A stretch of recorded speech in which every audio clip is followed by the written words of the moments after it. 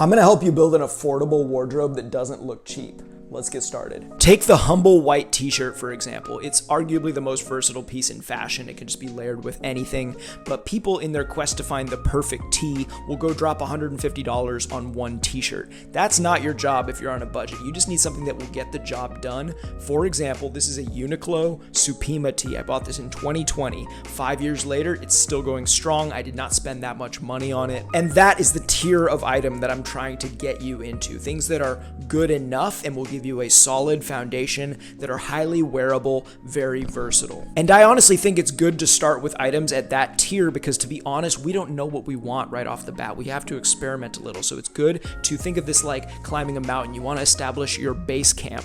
And once you have a base camp of items that just all kind of look good together, just solid basics, then you can branch off from there. So that was the first item on my list, the Uniqlo Supima t-shirt. It's soft, it's lightweight, and the shape is a very timeless shape. It's not quite the 1950s greaser shape, but it's also not quite the modern boxy shape. It just walks a perfect middle ground that's always gonna look good, very easy to layer. Then while we're still on Uniqlo, I like the U t-shirt. This is a thicker collar, thicker material, a little bit boxier and a little bit longer. I really love this shape with shorts. So while we're on the subject, I think that secondhand is king, and I'm gonna get to that later, but sometimes you want the consistency of your favorites from the mall brands, and not all mall brands are created equal, okay? A lot of it is total garbage and has just gotten more flimsy and full of polyester over the years. But I have kind of a personal big four of affordable mall brands, and I do not like everything that these guys produce, but I think that they have some solid pieces mixed in there. So my big four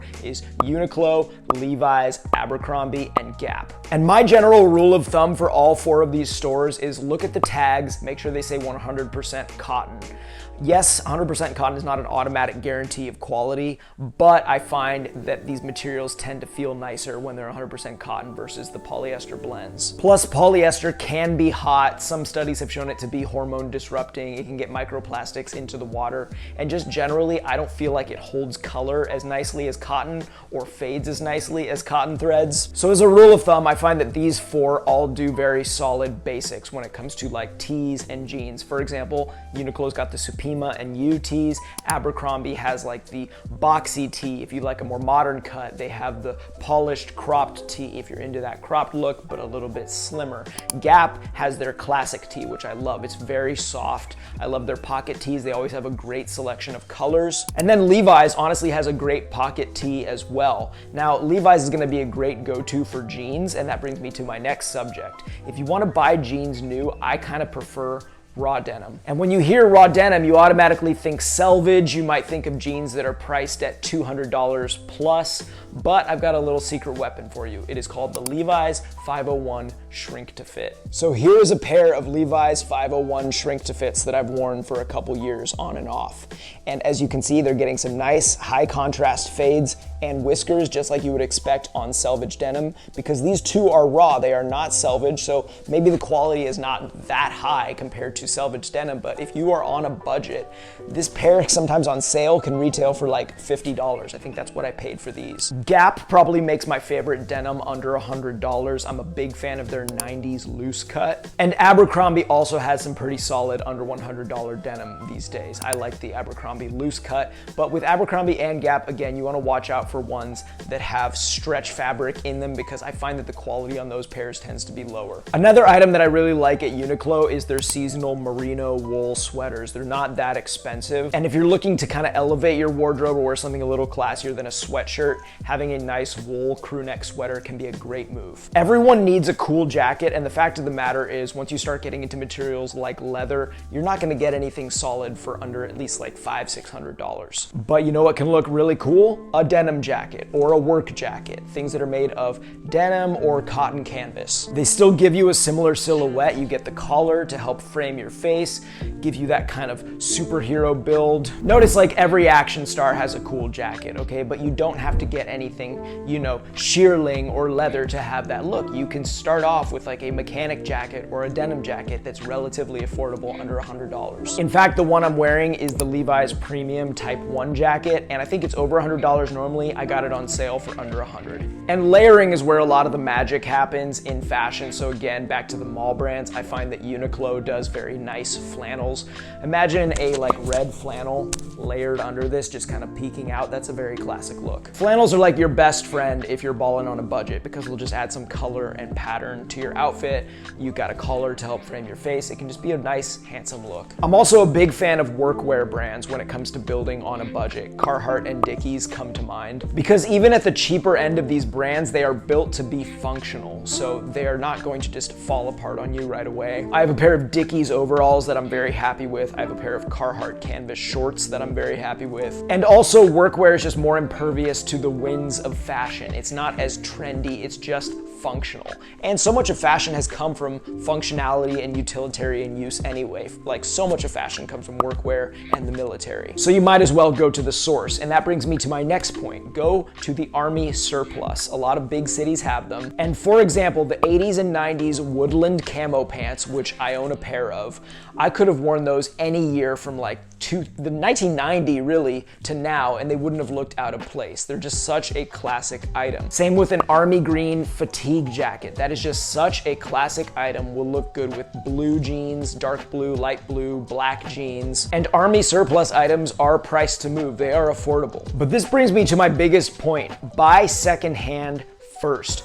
Always check out secondhand and then go to the mall as a next option. You don't have to be paying retail. And a lot of the secondhand stuff, some of you, it might put an icky taste in your mouth, but you can find amazing quality clothes that are in great condition, where literally the only downside is it doesn't have tags on it. But like oftentimes with clothing, it actually looks better once it's been worn in and developed what's called a patina. So case in point, these are some Duluth Trading workwear cargos that I've gotten. So similar to Carhartt, right? I was telling you workwear is so great. Now, I love the look of faded khaki. This would have taken me years to do on my own, to get these kind of white and gray tones that emerge once khaki starts to fade.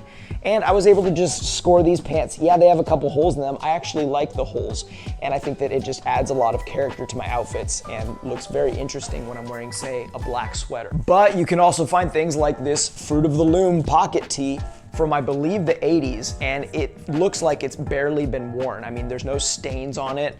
There's like, I think one little bleach spot on it, which I think is actually kind of cool, but I've gotten so many compliments on this shirt, and I think I spent like less than $10 before shipping. Incredible Levi's 90s 501s that I got online as well. And by the way, the sites that I use for these are Depop, eBay, and Poshmark. I think they're all great. So yeah, to recap, those cargos I believe cost me like $20 before shipping. The Levi's 501s cost me maybe like $25, $30 before shipping. And if you think about it, off the rack at the mall, jeans are gonna cost you like $70 these days. And while I might like the jeans that have a lot of worn in character to them, you can absolutely find things that look like they're brand new off the rack. You can even find stuff with tags still on it on these online secondhand shops, and it's usually cheaper. I mean, literally the first thing I did before filming was take a quick scroll through Depop and look at some of these items I found. Leather jacket for I think $30, selvage denim that's been nicely faded, really cool vintage Harley, like early 2000s style graphic tee, classic Ramones graphic tee. These were just some of the first things I saw. So secondhand truly can be a treasure trove and keep things pretty affordable. Here's just a random Gap t-shirt that I love that gets me compliments. I bought this secondhand for probably like $10 before shipping. And then sometimes you can get actual vintage, like this wool cardigan from, I believe, like the 70s or 80s. And just one-of-a-kind pieces that nobody else is gonna have. And then finally, we've got to cover footwear. I think that canvas sneakers are the best way to get started. I like, Vans, Converse, the classics, just because they have a slimmer profile and like a medium width sole. So it's a very, very timeless looking shoe. And you can cop a pair for like $60 new. And then when you've got a little more money saved up, I would go up to the next tier, which is like a leather boot. I would go with the Doc Marten 1460 Mono. I would go with the Blundstone, I believe it's the 500, just the classic pull-on Blundstone Chelsea. Of course, the Timberland 6-inch boot, you can't go wrong with that. It's hard to find a quality leather boot under $150, so I would start with things at that tier. Now, if you followed my instructions, you're gonna have pieces in your wardrobe that you still won't get rid of even as you get more money and start to upgrade other parts of your wardrobe. Like a Timberland 6-inch premium boot is such a classic, okay? It might go in and out of trend, but it's always there for certain people. And so it doesn't matter if you are wearing designer, you're still gonna have your Tims, they're still gonna have a place in your rotation. It doesn't matter if you're wearing your designer, you're still gonna have a place for your Levi's Type 1 jacket somewhere in there. So that's what this video is about, that sweet spot where things are affordable, but they're still classic and versatile enough, and they aren't super cheap looking. Hope you enjoyed. I'll be posting again next week. Let me know what you'd like me to speak on regarding style, fashion, whatever. Have a good one.